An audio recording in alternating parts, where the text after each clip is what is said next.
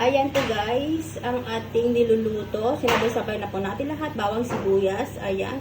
May paminta na din pong ano dyan guys, durog. Tapos may pampalasa na dyan guys. Ayan. Gagawin po natin dyan is adobong puti.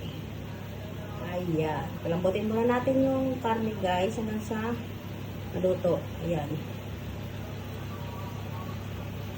Para maiba naman ang ating ano guys, lulutuin sa pork.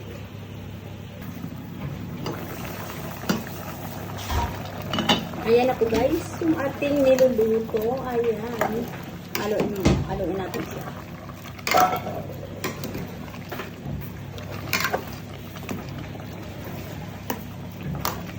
Maganda na siya na. Oh, sarap na dito guys.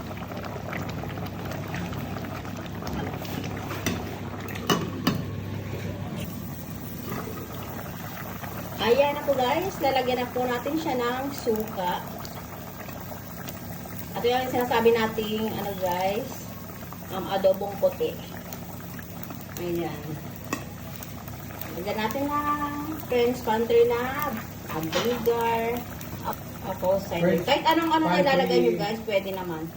Kahit anong klaseng suka. Ayan.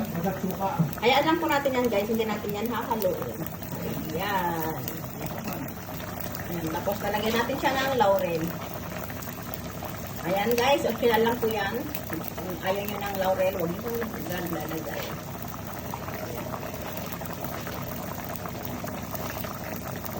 Ilagay tayo ng 4 na piraso. Ayan, okay na yan guys.